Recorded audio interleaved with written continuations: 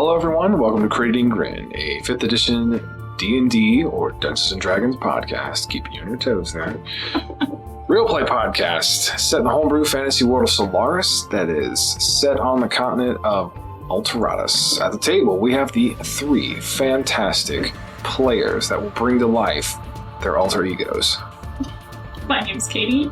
I play Oriarkalis, a tiefling rogue. I apparently just rolled on being beyond. And Ari's still full of rage.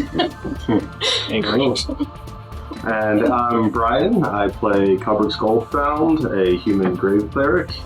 And I'm still a little in shock that we actually killed a guard. I'm Jason. I play Gorath Thunderfist, a Goliath fighter.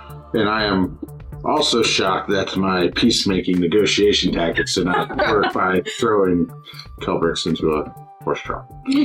And my name is Eric, and I will be your dungeon master for this chapter of our tale. So, after leaving Key Village, tangling with a small group of guards that was led by Mr. Irrelevant, our heroes, being the 3 of you, find yourselves traveling northward in a hurry, following a rumor or a lead, depending on how you want to look at it, presented to you by a bastion of Bashir named Arden, in an attempt to catch up and find this mysterious Caller Raven dwarf that bested you and reclaimed the mysterious map Ari had in her possession back at the Druid Circle. So, the trip to Riverine is on foot 38 days. On horseback, it's about half that. All right. So 18 days towards the north. Now, let's pull up our map. Yeah. Let's take a look at our map.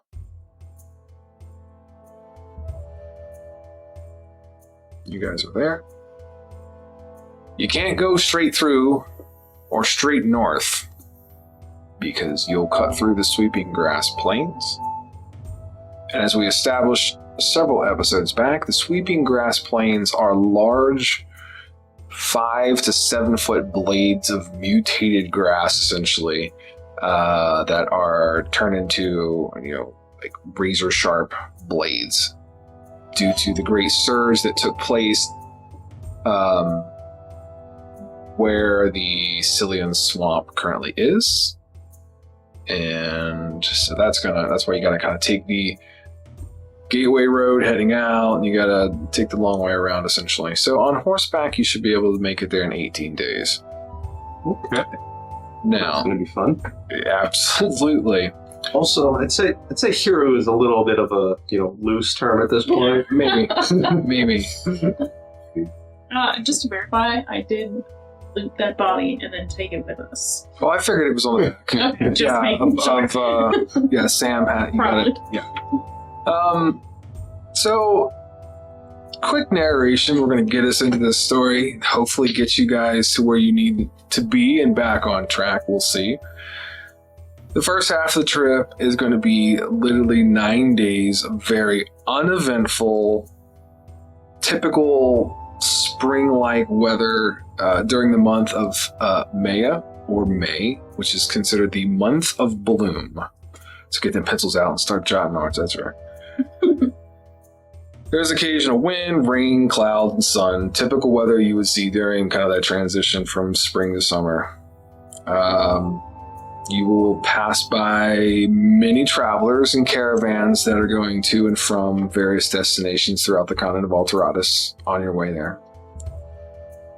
You have little altercations, if any. It's pretty smooth. You guys will evade any eye contact for guilt of murdering Mr. Irrelevant, one of my favorite NPCs that I've created in a while. So I got a question. Yeah, go ahead. We're good with, between Kelbrix and Gorath, between our feats and that, where food and everything's not going to be... Well, let's take a look at the inventory. I was going to take... That was I know thing. I'm not going to burn rations because I've got Striker. Correct. So, also, depending on how many days, will she recover fully? She does. Okay. You will be completely recovered back to the living No penalties.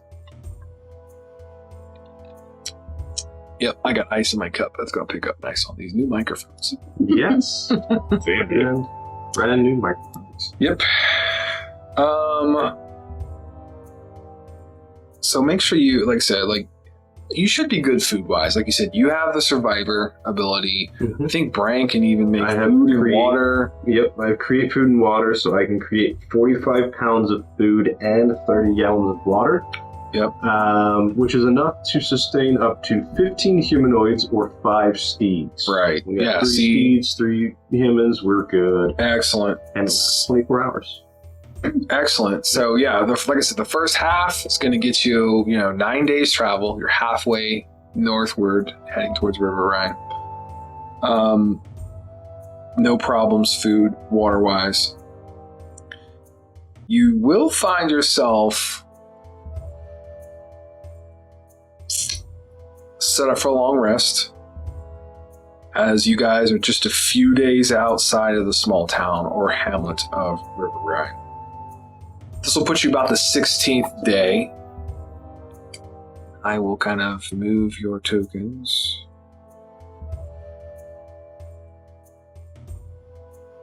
I think somewhere a couple days out, so maybe like that. And let me do my math on my little handy dandy. No trolls living under the bridge. Thank you. Yeah, that's probably about 2 days. The one thing you will see, good that you brought that up, the crooked bridge there. Damn it. Put that in your Listen, it's not a big deal. You will pick up that there are evidence or markings of bandits in the territory.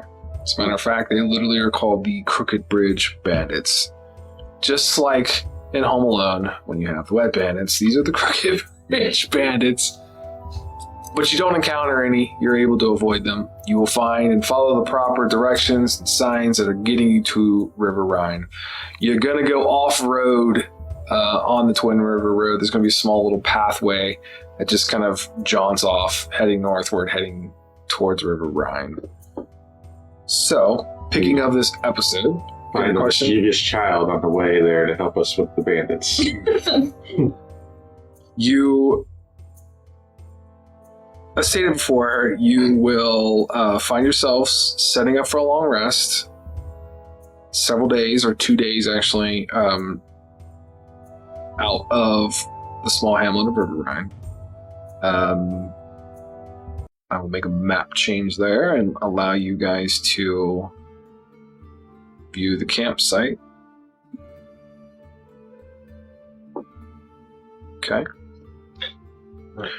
As stated before, you no longer suffer from negative penalties. You're fully restored as far as that goes. Gorath, you are very comfortable with the weather here. The weather at this point being very close or getting closer to the river as well as the mountains, you've noticed that it's gotten cooler, a little breezier from time to time. But Gorath, like I said, you're comfortable, you're at home. This is kind of your space or your zone. Kelbrix, you have been bothered over this trip or plagued by the events over the past several months. You've had restless nights. You've went over tactics and situations inside your head. You've reached out to your friends to discuss some things. But I'd ask the three of you, as you sit around the campsite, possibly eating your evening meal, the horses are tied off, what would you guys like to do? Okay, so I have 2 questions. Sure. Because we kind of fast traveled to day 16 of this. Uh-huh. One, what all did Ari get off of Mr. Guardman? Where did they drop the body? And what that was going to be my next thing is essentially after a little bit of a ride out, I was planning on wanting to go kind of off the road and kind of bury him. Give him well, the table is yours, ladies and gentlemen. I mean, you guys can make these decisions and discussions. Mr. Guardman. Mm-hmm. So he does have plate mail armor, as established. It is loaded with insignias, rankings, and all kinds of identifying markers of a guardian of the gate guard. Where you stash said body will be up to you. You guys can make the decision yourselves. As far as loot goes, he's got a heavy crossbow still. Some bolts, about probably like 10 bolts left for the crossbow. Let's see, he has a small coin pouch with about 5 silver pieces and a couple gold. I will break that out and hand that over. 2 gold, 5 silver. He has, I don't know if you would have, I think they had long swords. 2, 3, 4.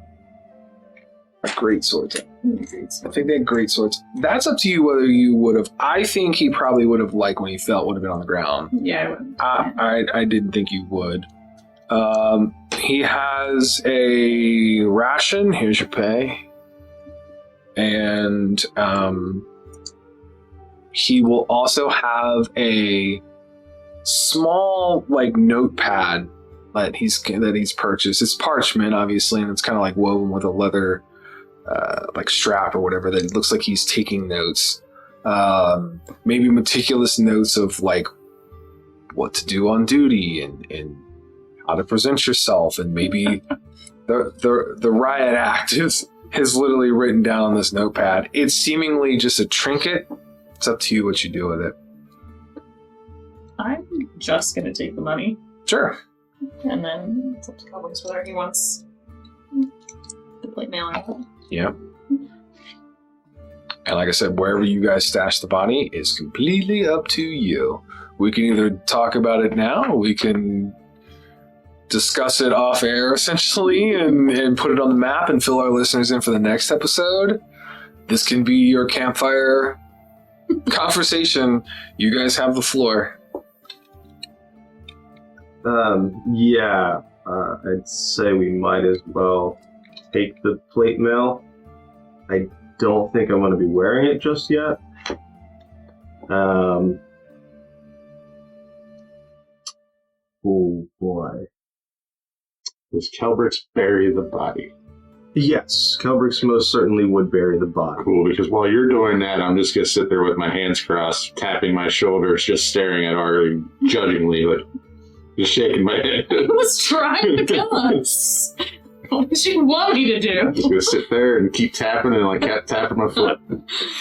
Just gonna start staring at the sky, not gonna pay attention. The moon is full and it's very cloudy. Yeah, and I'm really debating on if we do this shortly after we left, or we hold on to him for a day.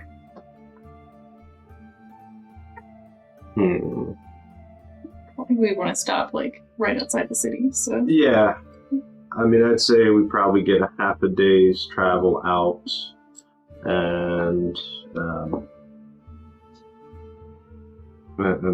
do that. Bury him. I will leave a little marker as well for his body. Okay, so you're going to leave an identification. Mm-hmm. Okay, that sounds cool. After you murdered again. Huh? Nothing at all. No. Just testing these microphones, see if they really picked up my mumbling. Oh, it definitely should have. You can hear it on the podcast like everyone else, sir.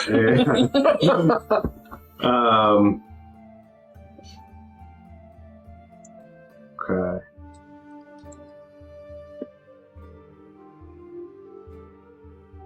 Too much dead airspace.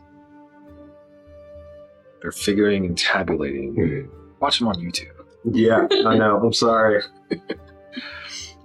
Hey, don't judge me either, Gorath. You freaking poloed some guy's chest in I didn't with your kill him. hammer. Yeah, I didn't kill him. You have probably crippled him for the rest of his life. He's fine. You stood on top of him with your horse. He had plate mail. Dwarven horse like looks after you say that, like, yeah. The other thing I am going to do as well, while burying him, I'm going to cast Gentle Repose on him. To preserve. Yeah.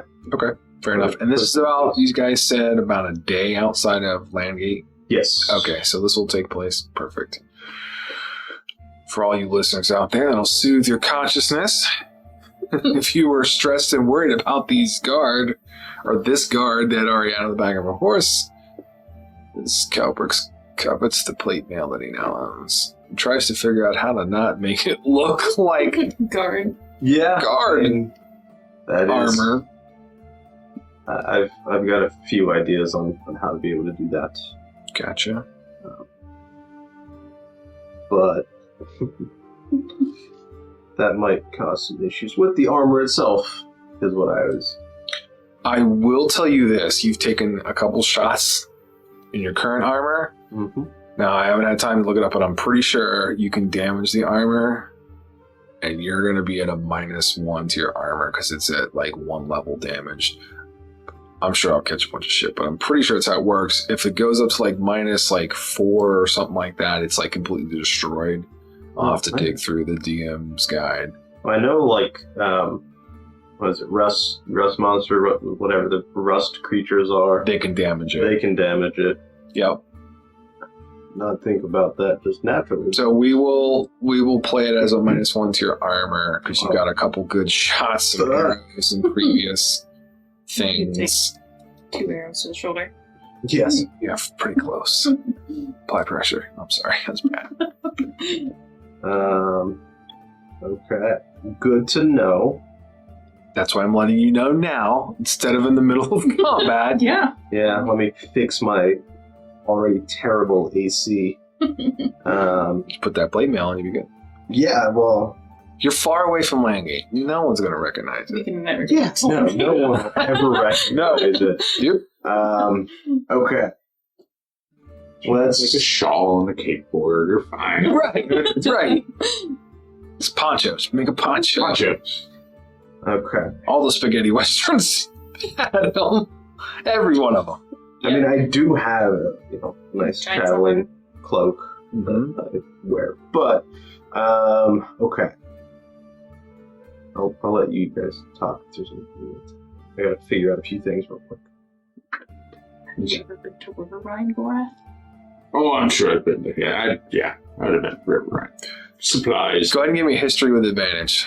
I'll fill you in on what you know about Riverine. Or don't know about Riverine.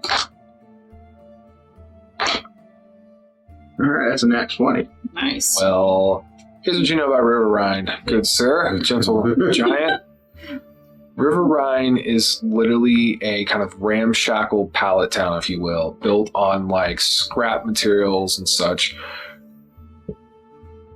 River folk that have just made a living ferrying people up and down the river,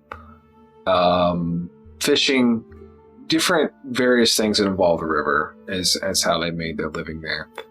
The people there are very nice. They're modest. They don't have a want or a need for lavish things. They're just happy and healthy and just thrive in their area. Yeah, the prices of ferrying up or down a river are relatively inexpensive. They're reasonable. How big of a river are we dealing with? Yeah. It's Is it equivalent. massive, or- It's probably equivalent to our river. It's, I mean, I don't know the exact dimensions Like a of half it. mile wide. Sure. Yeah, okay. Yeah.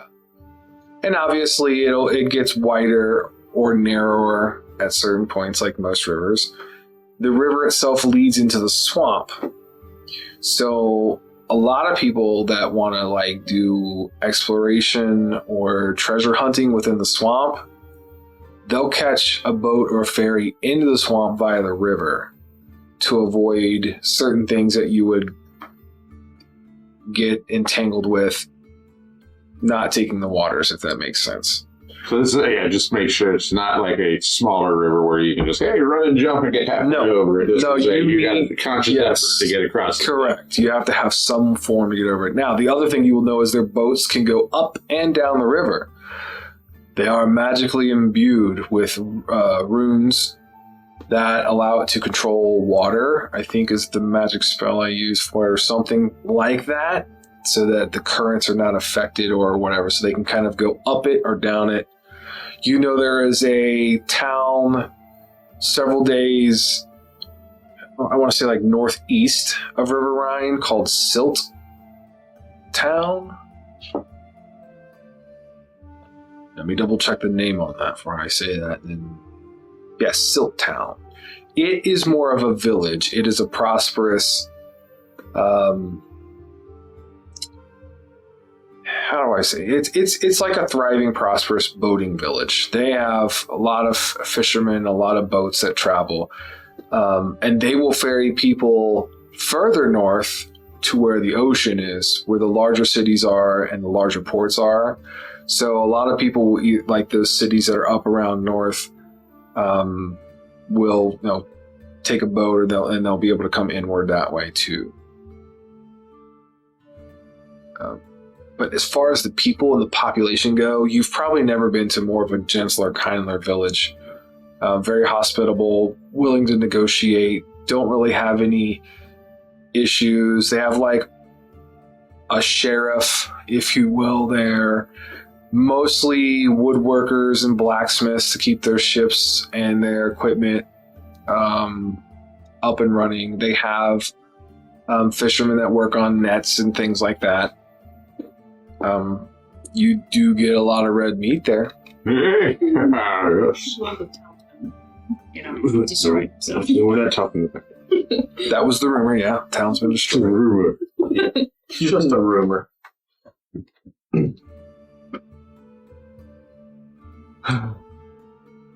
Alright, so I got something that I'm going to try and do. I'm probably going to regret this very quickly. So I'm going to go ahead and take off my scale mail. Okay. There is, with scale mail, there's leather and the overlapping pieces of metal and everything. Yep. Especially in some of the areas where it's like broken, I'm going to pull a few of those pieces of metal off. I'm going to heat them in our campfire. Oh, you're going to try to repair it? No, I'm going to... Forge weld it onto the plate mail. That is exactly correct. Oh, to displace some of the insignia. You're going to modify the plate mail visually. Yeah. What do we do for this? Okay. Could you not heat the plate mail and try to get the insignias off that way? I could. I thought about doing that as well, but I think it would be more of a risk of permanently damaging the plate mail if I do it that way. Okay. Versus just covering it up. Yes. Okay. We're going to need a bigger fire. Is what you need. I was looking and double checking. Clerics don't get heat metal. No. I would say, tell you what, we can either do a group survival check, or whoever's got the best survival could try to forage for enough timbers and woods and things to get a significant fire, if you'd like. Sure. And then we'll see how this plays out. It's going to be extremely, well, I don't want to say extreme, it's going to be difficult. Yes, I figured it would be very difficult. As far as what to roll, this is a brand new one on me. I feel like it's just going to be probably an intelligence check followed by a dexterity check, I would assume. Which are, my two absolute best. You think it would be more strength? Stats. What are we talking about? Looking for firewood? No, for the actual forging part. Oh, yeah, that's... Yeah, I was thinking, I'm going back and forth between strength and dex. I would think strength for just covering up if I was trying to make delicate modifications. Right. I could see. Okay. I think like the anvil and thing would be more of a strength thing with a mighty Goliath to smash it than the He actual does have a pride to it. worn warhammer. He can pound that on for you. That's exactly what I'm going to be asking Okay, him to do. I don't have a hammer or anything. Then here's how we'll play this.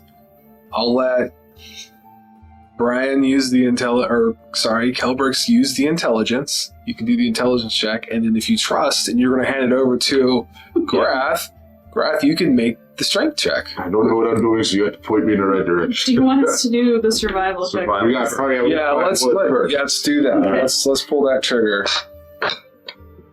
This area is not as heavily wooded as other places that you've been. I have a 14, 10, and a 4. Okay. I have a 6, 3 plus 3. You're too focused on your armor. Yes. I have an unnat 22. Dirty 16 22. and 6. Perfect. Between the 14 and the 22, correct? Yeah, you guys will scrap up as much timber as you can, and you make a fairly significant fire. You obviously know the heat is going to come from more of the embers and the coals and things, but I'm going to say that you construct with the material that you have, you will construct the best fire that you can in order to attempt this. Okay. Does that make sense? Is that fair? Yep. Yeah. Okay. This is a long shot, I'm sure, but this is why we play this fantasy game. Yeah, why not? Fantasy game. No, I've destroyed 2 pieces, 2 separate things of armor. Yeah. I didn't think of that, man. Screw it up and you got nothing. A shield? Well, I mean, I'm only taking off like I little know. pieces of where it's already broken. I might take it down to a -2. All right, so it's going to be intelligence for Kelbrix, Oh, and it's going to be a moderate difficulty, sir. oh boy. The strength is probably more of what I'm looking for.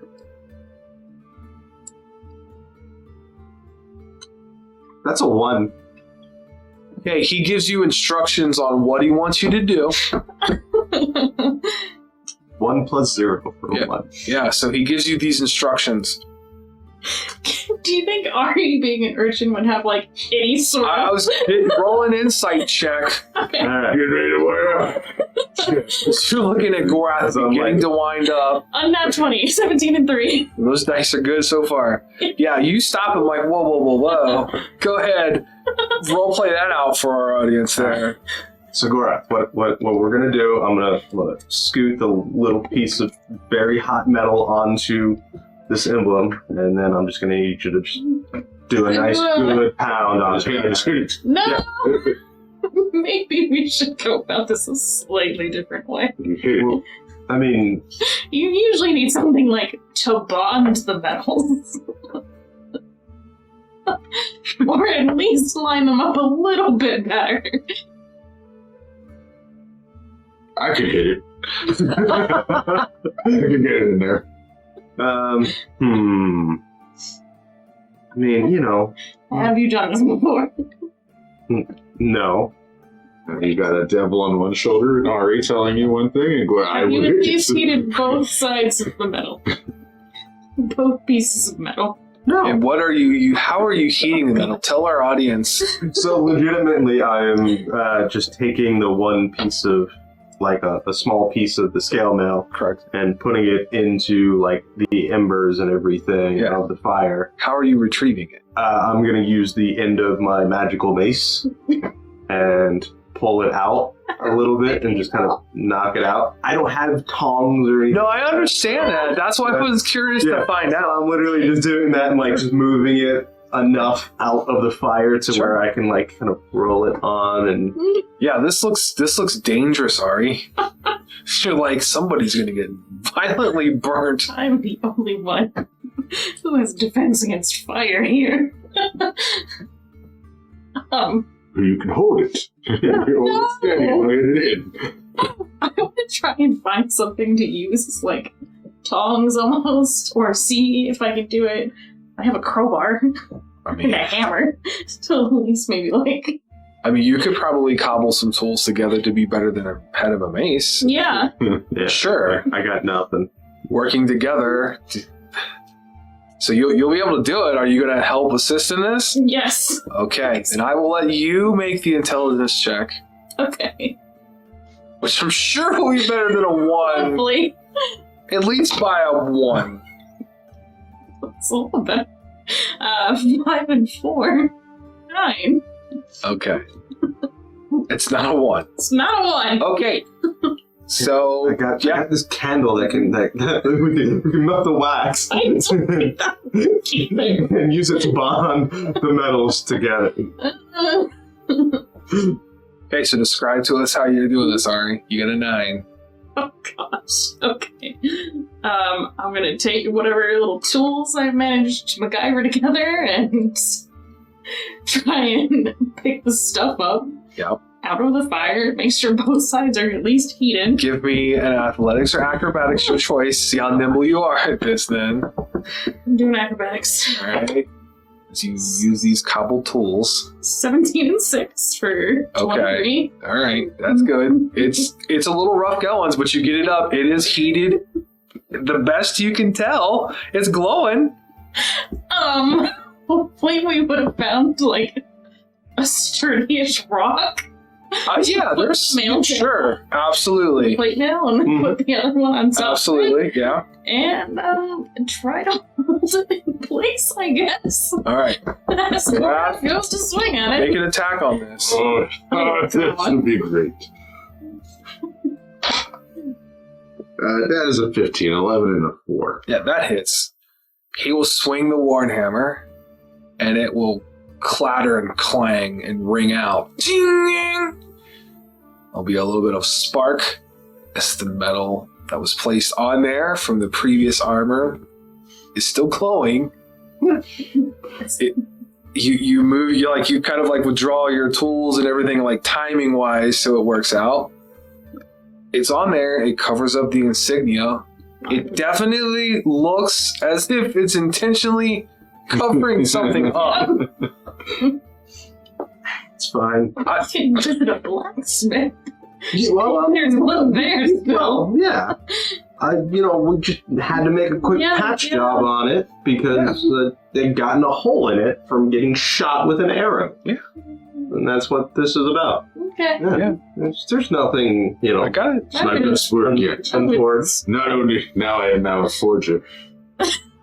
I would swing at it again where Ari was holding on to it.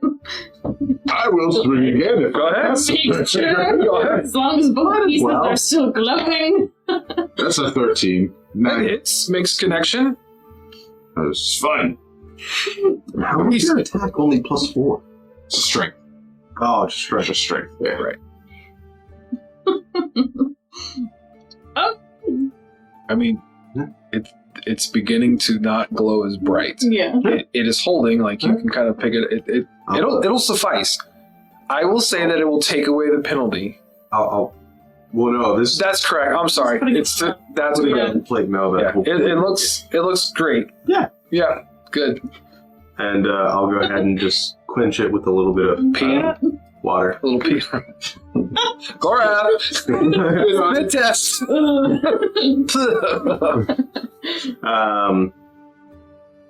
And I'm gonna take a look and could I use an insight to see determine how bad this is? Yep. I also. All right.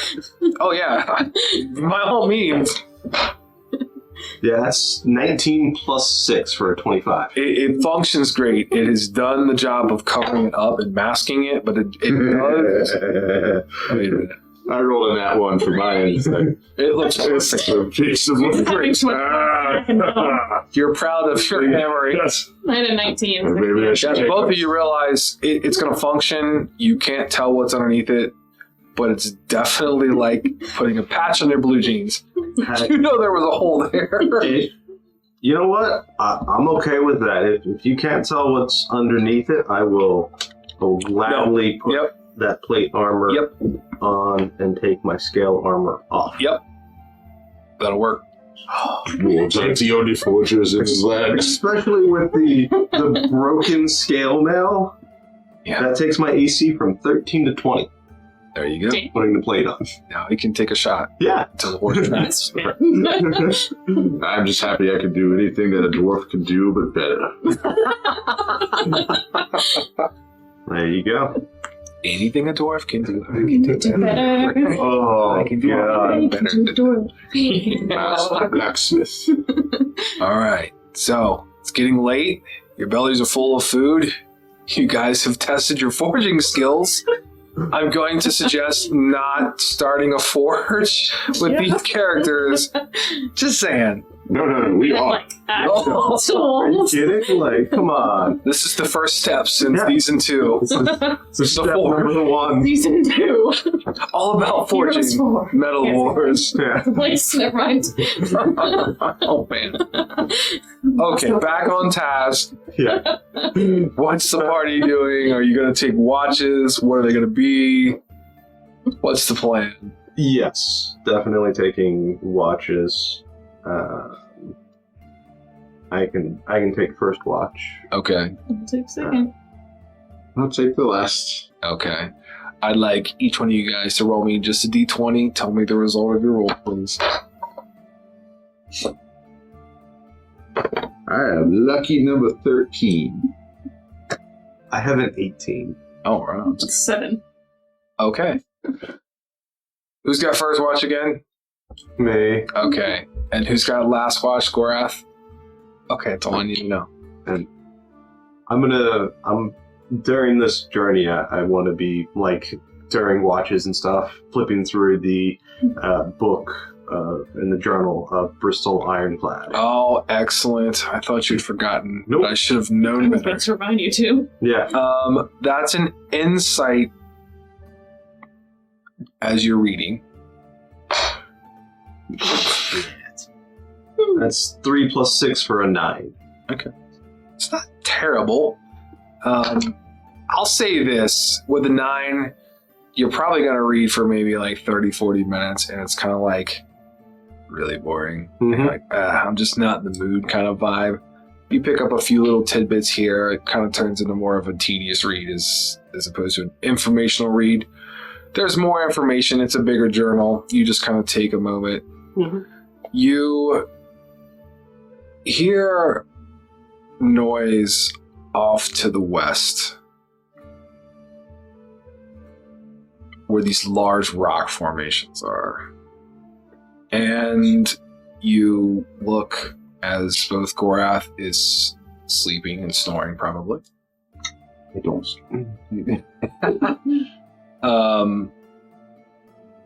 And Ari is resting as well. She's snoring. Alright, I am going to get up, Yep. casting light on my mace. All right, let me make sure you got a light on your token. What you see is a dark silhouetted cloaked figure kind of coming seemingly right around or out of the rock formation. Okay, your token hills light is what, 40 feet? Yes. Yep. Okay, 40 feet turn it total. on, turn it on. 20 right, 20 There you go, buddy. Ronaldo. Gorath stirs and rolls the opposite direction of the light. Now, Ari has shoved her face into a pillow. Okay. Or a rock. No, I'm just kidding. Or the rock. And they settle down, you see this figure, the light kind of shines. What you see from the figure is a very tall, probably about 6'4" male figure, very strong, square features, kind of a nice kempt beard. That's full, kind of very dark arched eyebrows. Skin tone is like slightly bronzed, like a good tan.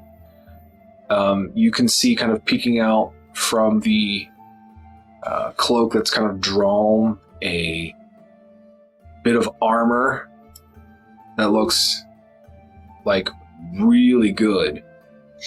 As you will hear, yeah, unlike yours, as you will hear a voice call out and say, "Hello, Kelbrix. You have no idea confused. Yeah. Hello? Stop talking to yourself. Turn the light off. I'm not talking to myself. Someone's here. Now, fun fact is, the two of you do not hear any of this other than him talking to himself. Sure, buddy.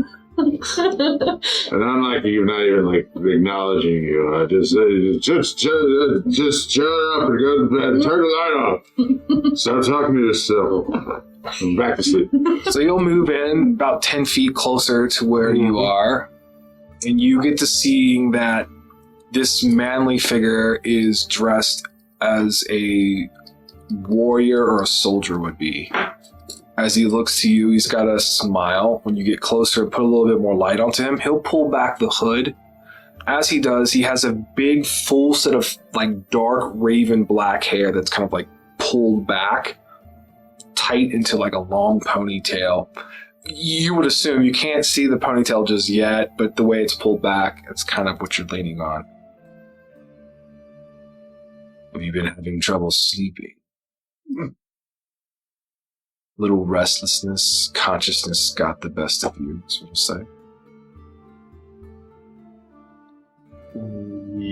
Yes. I've noticed you've displayed a significant amount of power in your last altercation with these guards at Landgate. Inflicting wounds, vampiric touch. He kind of smiles. He moves over and has a seat on a protruding rock here. It's not They return. I'm gonna move a little bit closer. You seem to enjoy the taste of power that you were wielding in your hands. The things you were inflicting on those guards, who deserved it, don't get me wrong. No, they And didn't. I'm sure my mother hasn't spoken to you in quite some time, has she? That's what I'm saying. You can make a religion check.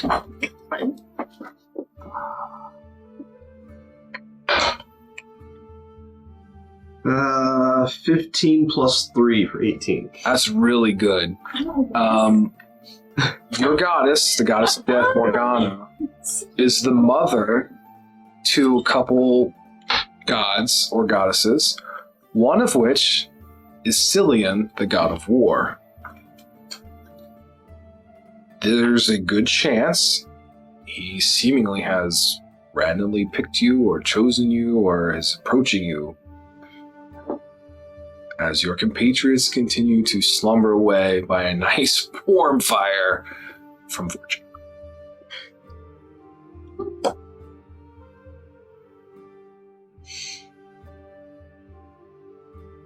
Speechless, huh? That's what he'll say with a very charismatic smile and laugh. Well, it's rare for an individual to speak to a single god, let alone be approached by two different ones. Oh, my friend, we wager for war over you all the time, is what he'll say. You just don't see it all the time. There's someone courting your friend over there. She just doesn't know it yet. And for the large fella, he's on my list. It's just not his time. Okay. Everybody's taking notes today. Except for Gorath, who's sleeping. It's all in his noodle, that's right. And what would you have me do? Just keep doing what you're doing, that's what I'll say. Use your powers. The powers I have are granted by your mother. Sure, that's what I'll say. It's how you use them is what I'm interested in. The way you display them. The power that you've shown. The anger that you clearly displayed. There's many people or folk inside of that little tiny village of Key that saw you and are whispering and saying things, is what he'll say. He'll stand back up. He seems to exude this time like he's even taller, if that's even possible. We'll speak again. This won't be the last time. Bye-bye, is what I'll say. He'll start heading back towards the rock.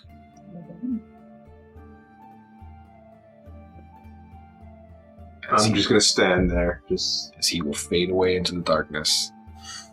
Oh. You stand around and you literally have lost track of time. You don't know how long it's been. It feels later than when you ran in or spoke with Cillian. But now your state of confusion is even more than it was several days ago. Yeah. And why hasn't she reached out to you? Is what you're questioning yourself.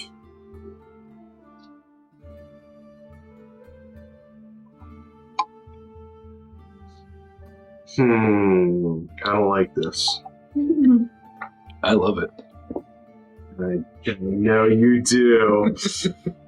Oh. Alright.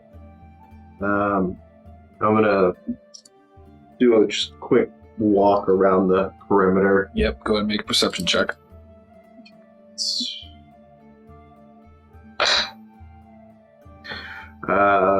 Perception is 5 plus 6 for 11. Okay, it's not terrible. You pretty much have a good grasp of things within your source of light and the fire. Horses seem to be resting comfortably. Buttercup is eyeballing you as you get near Buttercup. Yes, I know. And you, for a brief second, you're pretty sure you see him kind of shake his head now, but it could be your imagination just playing tricks on you, man. That's crazy. Yeah. But you will pass the torch, pardon the pun, to who's next. Ari. All right.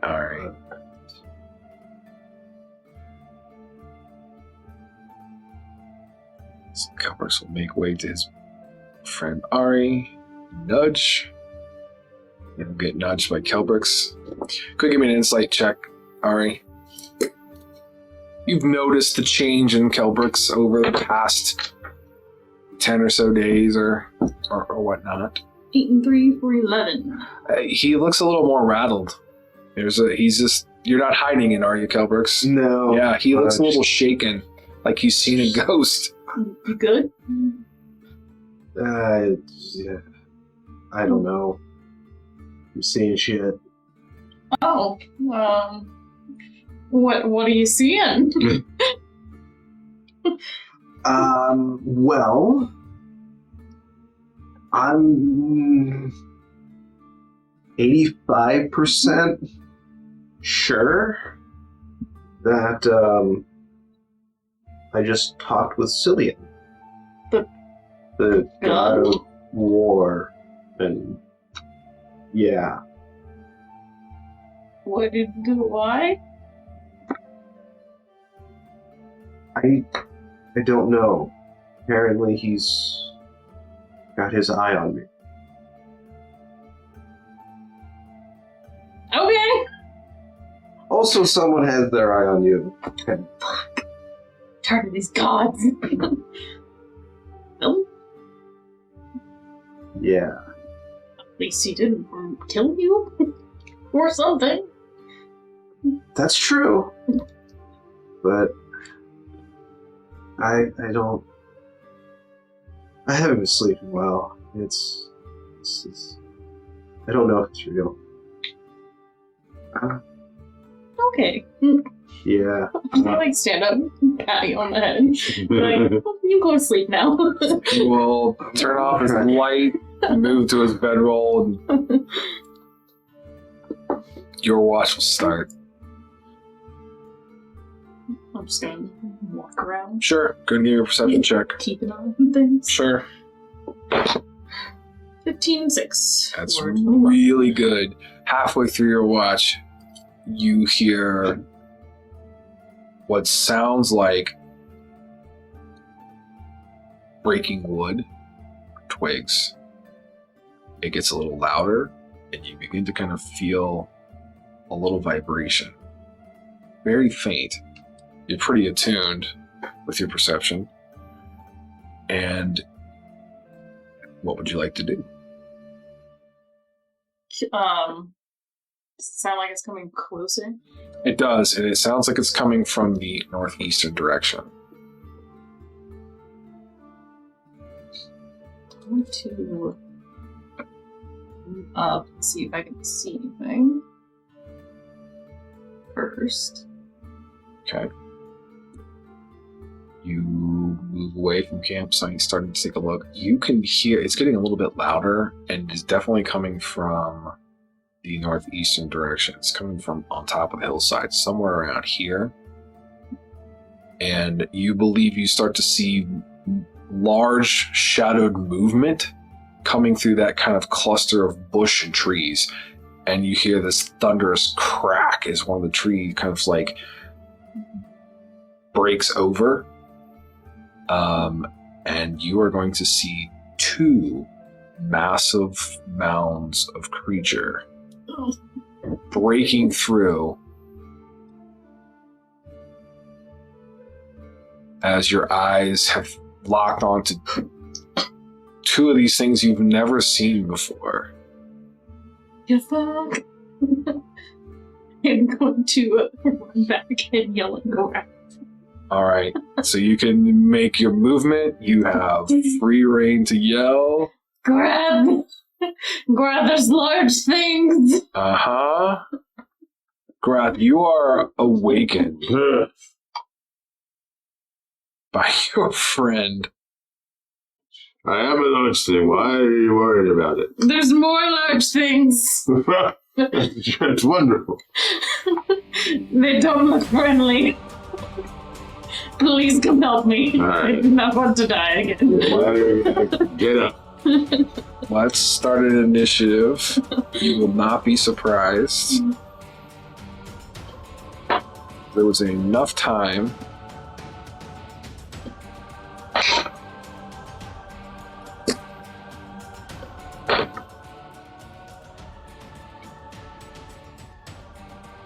I have a 10.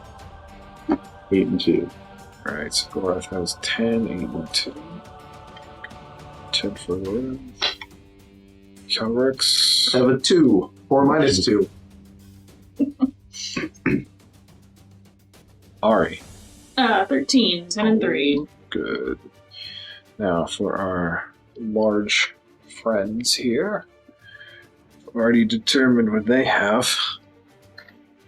It's going to be a competition at the number 2 initiative.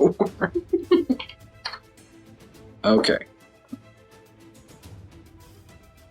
So, for the listeners out there, we have Creature, which is actually an ogre. That will be the first initiative slot with a 16 initiative. We have Ari with a 13 and initiative spot number 2. Gorath will be in the 3rd initiative spot. Our second ogre will be in the 4th, as Kelbrix is trying to wake up Mm-hmm. in the last position. Yep. All Sorry, right. you're not going to get to sleep tonight. So, there is this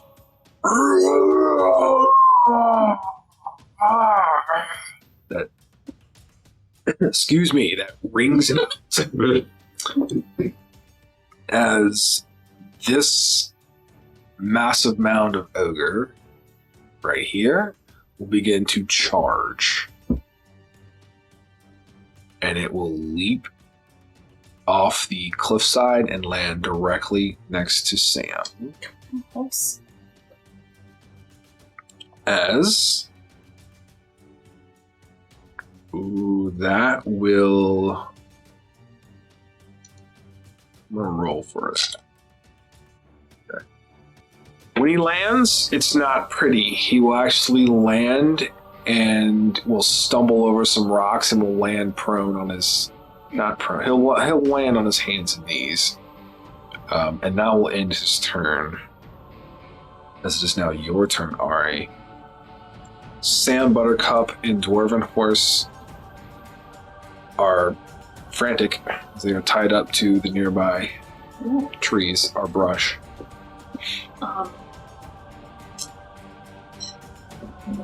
As much as I don't have any luck with it, I'm gonna try and shoot him with my short bow.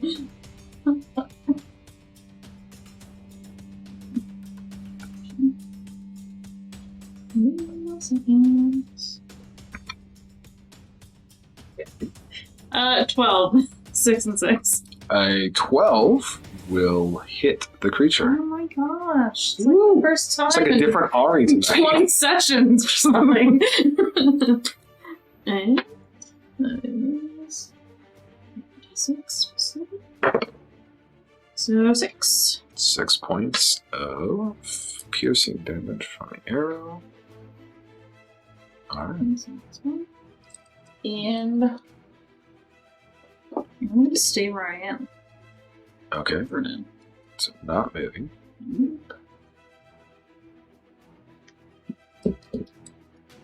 That's all. Next up is Gorath.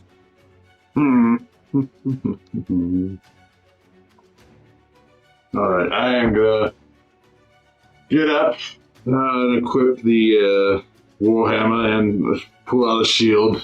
Okay. Take some movement. Now, pulling forth the shield and the Warhammer would be an action. Yeah. Because you have one object interaction, so one of them would be for free, the other would cost you. Rules lawyer? Is that correct? Yeah, Okay, just making sure. I want to play it fair, best I can. sure. Pretty sure that's Okay. the case. Alright, well then that will be my turn. I'll have everything, movement and action done right So there. you move, what, 20, 30 feet 30 feet. in the eastern direction, Yeah. heading towards the ogre. Okay. Mhm. The second ogre will do the same thing as the first. He will rush, leap off the...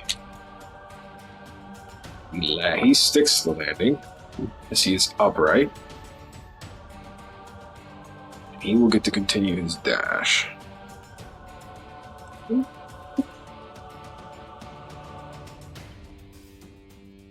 So he will rush right between Ari and Kelbrix.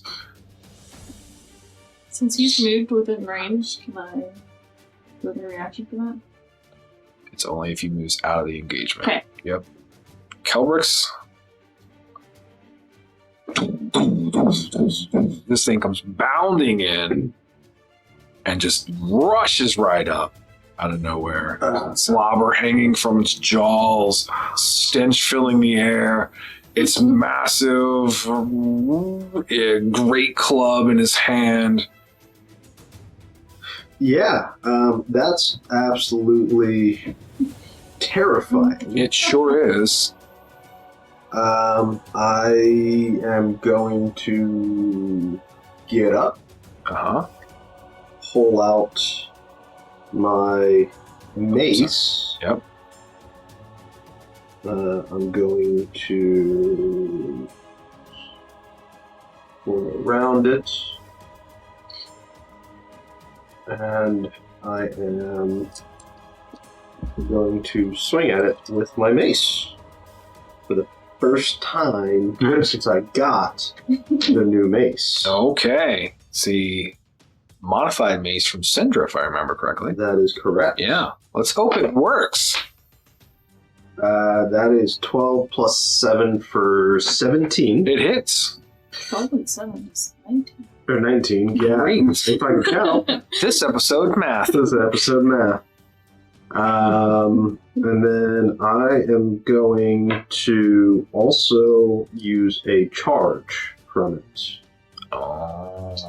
So, as I strike at it, flame extends from the mace into this large ogre creature. It sure does. So, that will be 10 points of damage. Wow. For fire, 4 of it is fire, and 6 of it is bludgeoning. All right. In case that matters. Excellent. And then, as a bonus action, I'm going to go ahead and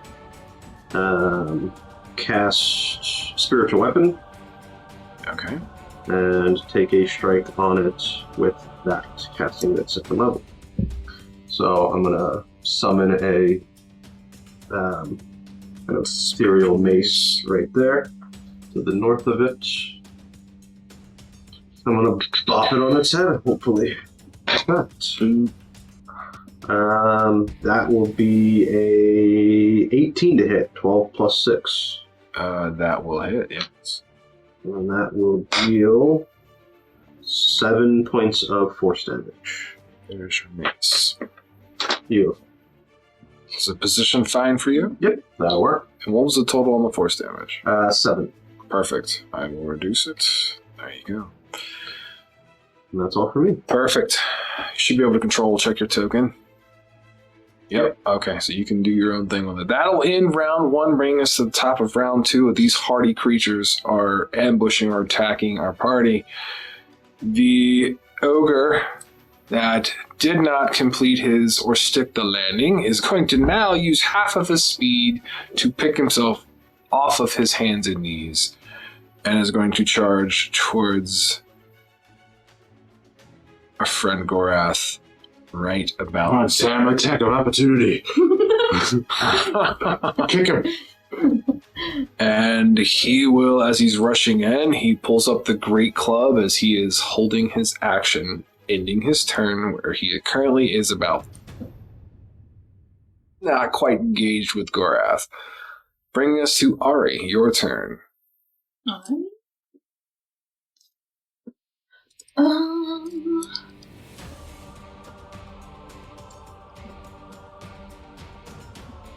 guess I am going to turn, dropping my short bow.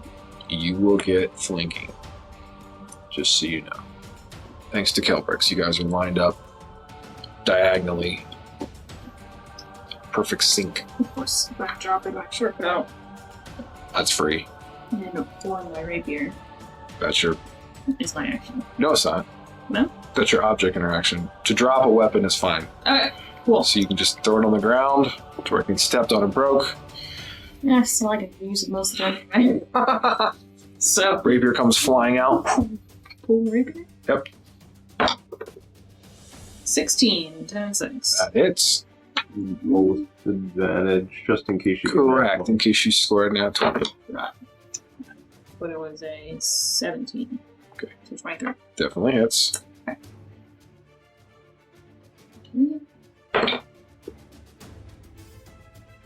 4 and 3 for 7. And then his sneak attack as well. You do. It's 3d6. 6, 10, 17 total. Oh, good. This creature's hurt. Cool. Just showing it like it's grabbing at the back where the rapier punctures into the large blubbery flesh. As it's like jaws kind of flapping, pain exuding. Gorath. Well, I'll move to engage. I'm sure we'll spur his reaction. Nope. Nope. Okay. Not yet. All right. I'm going to take a penalty with Great Weapon Master of -5 to my attack. Yeah. I'm going to swing. That is probably not going to hit. 7, 14, 9. 9 to hit. 9 does not hit. I'm going to try it one more time. Okay. 13 plus 7 minus 5. 15 to hit. That will hit. One-handed sack. Yep.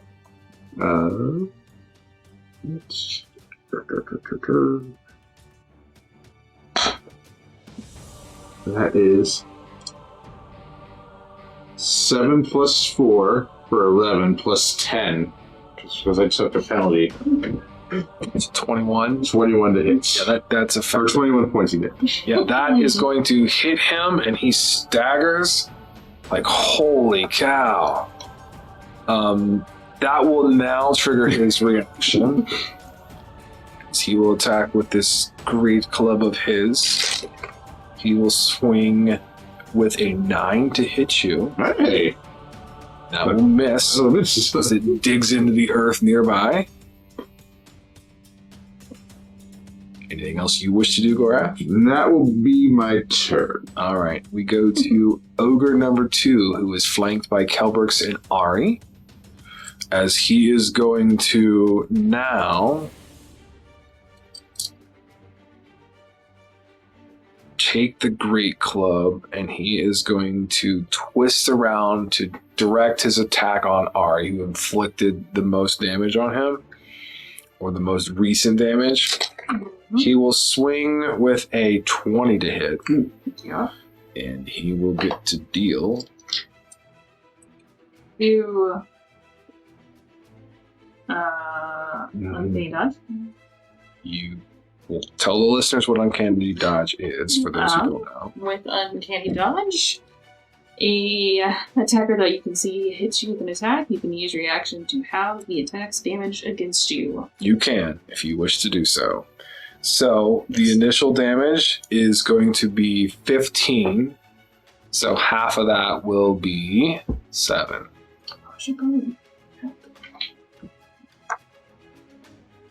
Are ogres considered medium or large? They are large, giant creatures. That will end the second ogre's turn, bringing us to Kelbrix. Yay. Kelbrix is going to do the same thing he just did, which is attack with the mace. Yep. Spiritual weapon goes swinging. Which that is caught. It's 69. Okay, so 10 plus 7 for 17. Okay, that hits. Okay. 6 plus 4. That'll be 6 points of damage from the mace. Okay. And then going to attack it with the spiritual weapon. Okay. That's going to be close. That is a 14. That 8 will plus hit. 6. 14 will hit. Nice. Max damage. 11 points of force damage. Oh, wow. That blow is going to stagger and make him fall down to his knees, as he is badly hurt.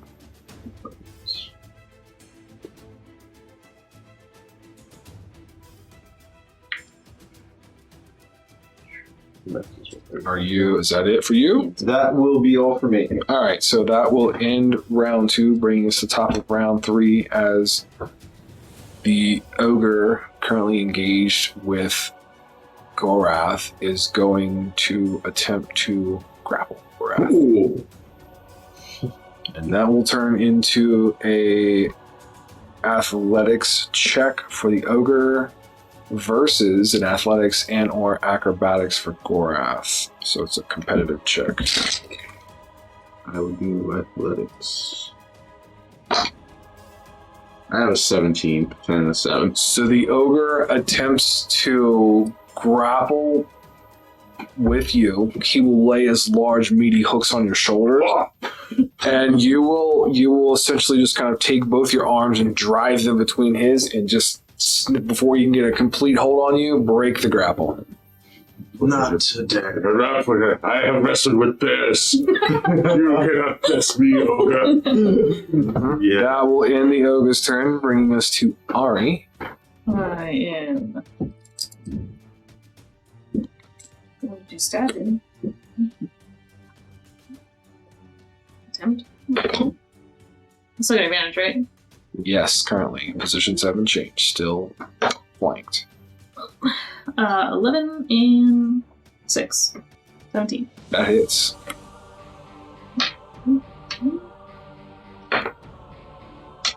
Seven and 3. Yeah, sorry. 7 and 3 for the rapier.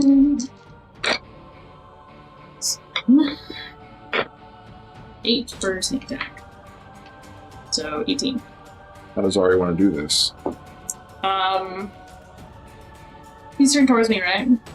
Yes. Okay. I'll say with the uncanny dodge, I kind of like took a step back. Yeah. So I'm gonna like almost fencing, shove my rapier forward straight into his heart. Nice. So, striking true, the blade will pierce through straight.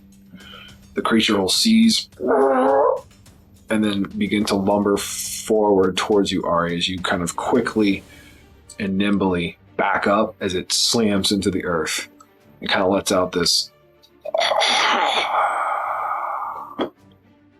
Okay. Anything else you wish to do? I will use my object interaction to pick up my short bow. You sure can. Rapier in one hand, bow in the other. Yes. Gorath, your turn is up. I feel great. My wrestling with bear has paid off. I will. Bear. I will also use the Great Master attack again. Take a 5-point hit to my attack roll. Okay. Trying to get the extra damage. I like it. Try to get the extra damage against Beefy Boy. He's a big beefy boy. He's a beefy boy.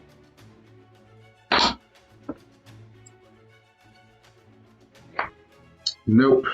That's a 4 plus a 7. So 11 minus 5. That's a 6 to hit. No, that'll miss. Try again. Same thing. One-handed attack. Yeah, that's a nat 20. That'll hit. Alright. So Double your damage dice, and then add your modifier. 7 plus 4 plus 4 plus 10. So that's 25. 25, yeah. Wow. Oh! Oh, nope, never mind. Never mind. The ogre will be lifted off the ground with the attack as he will literally go about 5 or 6 inches off of his feet into the air and will literally land sitting straight on his butt, staggered and stunned. I mean, if there was cartoon birds floating around his head, I mean, that was a shot. Go ahead. On your turn, when you score a critical hit with a melee weapon or reduce a creature to 0 with 1, I can make 1 melee weapon attack as a bonus action. Go right ahead, sir. And I will also not take the penalty this time. That's a 22 to hit. It will definitely hit. And that's another 6 points of damage. How does Gorath want to do this? Oh, just straight down, caving his head in. Yep. So the creature kind of sways a little bit as you literally will pick up the one hammer with both hands and just kind of carnival style straight on top of the dome. And you will hear it and feel it kind of crack as it just kind of, and then just sloths over. Well, be careful. We're getting close to the demon spine now. There might be ogres around there. Okay, just to let you know. Something to tell us beforehand. I'm going back to bed. My bedroll is covered in blood and slobber. You Whoops. do magic hand things. You can clean it. You'll be fine. Just dump 30 gallons of water on it. I'm sure that'll solve the problem. Gorath, go ahead and give me a insight check with advantage. I'm glad you'd said what you said about the spine mountains. Not much. I've got a 11. That's not terrible. You've tangled with these several times. You've dealt with these. These are predominantly in the Demon Spine Mountain. Both Kelbrix and Ari, this is the first time you've ever seen an ogre.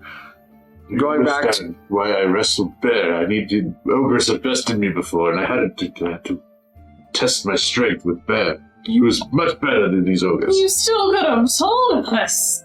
You also know, Gorath, that they are way out of their territory, and this is extremely strange for them because they don't really leave the mountains. They're usually on this side of the river. Kelbrix, go give me a perception check as you look around to see if there's any more coming. And you're evaluating your bedroll. That's perfect. I'm too focused on my bedroll to see anything else around with a nat 1 + 6 for a second. Okay, so your general perception does absolutely nothing, but your passive perception is...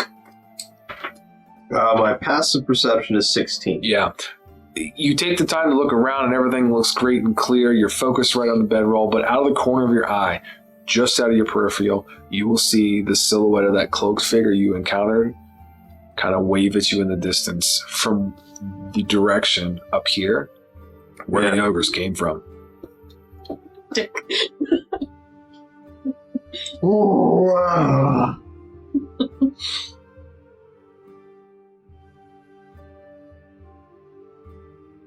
All right. What's wrong, Kelbrix? Why are you aggravated? This is an adventure, isn't it? This is what we're outside of Demon Spine Mountains. Yeah, I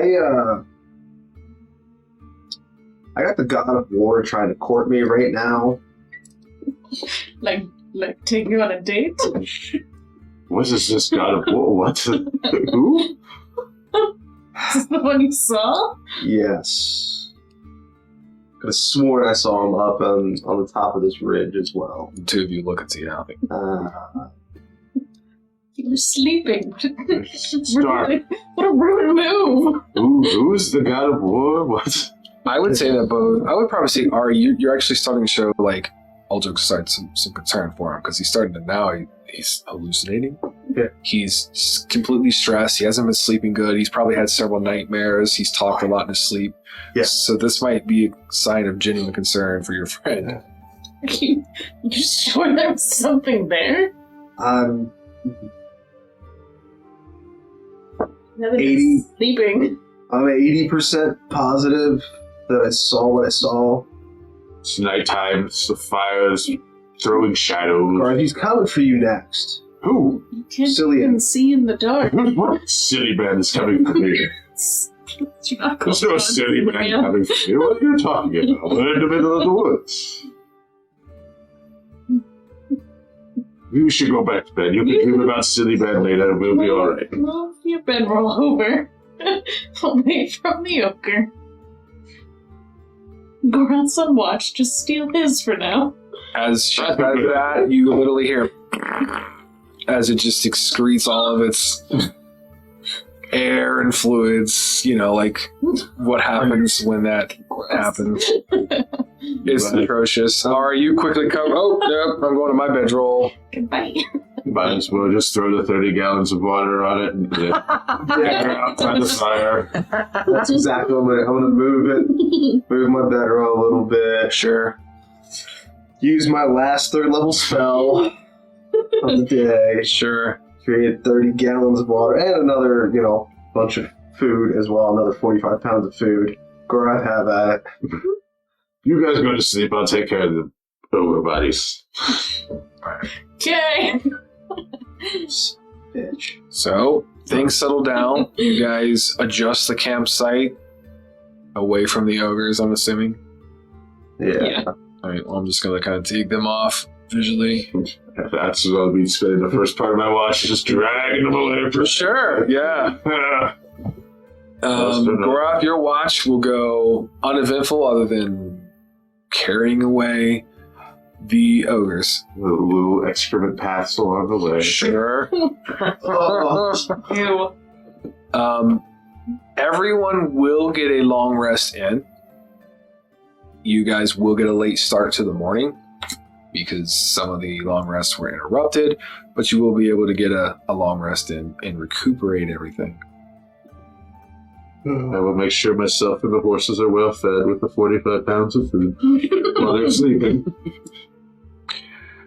So the next day, you guys will go about your ritual. You'll feed yourselves, make sure the horses are taken care of, pack up your gear, head out probably about 9:30, 10 o'clock. You guys normally, when you're traveling, you try to get, I would say like 7, 8 o'clock in the morning, get going.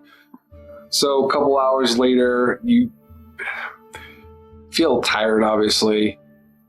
Kelbrix, your head is almost like pounding with a light headache because of the immense amount of stress and pressure you've been under. But you guys will travel without any issues, making it to... I got a new map, guys. The Demon Spine Mountains. Check it out on YouTube. Ooh. Yeah, it's all pretty. Isn't that just so nice? Amazing. That's so pretty. Yeah. You guys will find yourself at the very bottom of the map, and you will see in the distance what used to be, or where Riverine was. Is on our map, it's Smoking Village. Yeah.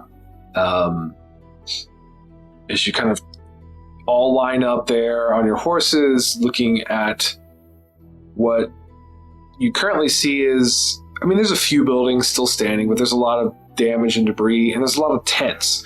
It looks like there's people that are moving around, cleaning up what had taken place. Also, like I said, there's a kind of like small tent village, if you will, it's been set up for like shelter and things for the survivors. Ari, your passive perception is the highest. I'm pretty sure. It's 21. You hear a very faint sound of a horse from behind you before anybody else. I'm gonna turn and look. Yeah. In the distance, you can see a rider approaching fairly quickly. One single rider. I'll say, someone is rapidly coming this way. We should get out of the way.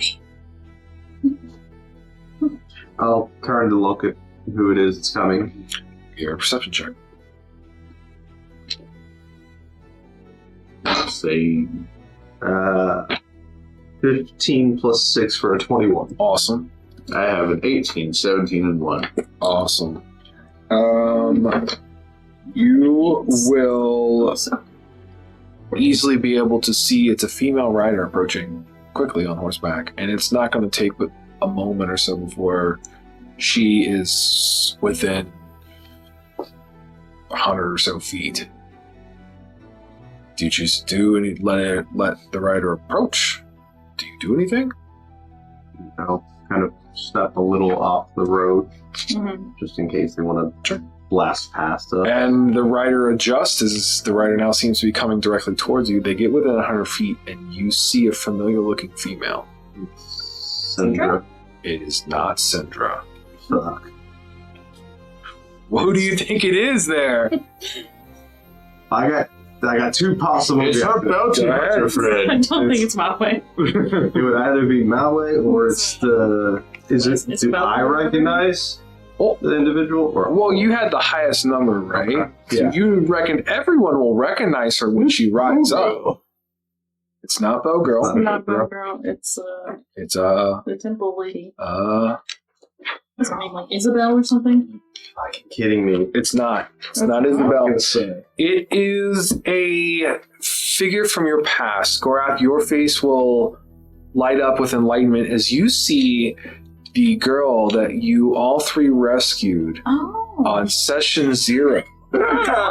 Yeah. Her name is... I have it down here. Jaella. That's her name. Jaella... Last name. This is great radio. Notes.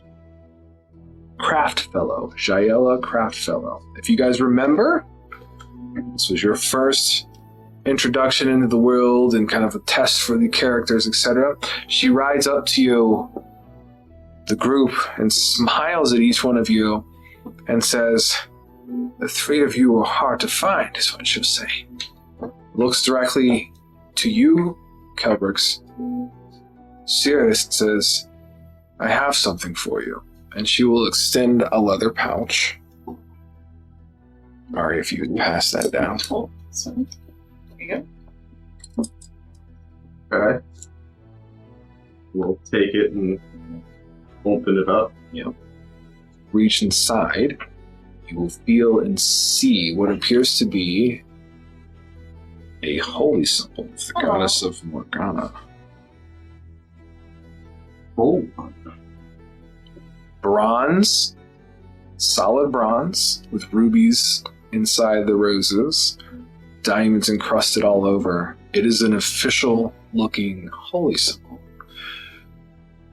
And I think that is where we're going to end this chapter of our tale. Yay! Oh. She was happy I beheaded that person on the side of the She was. Yeah.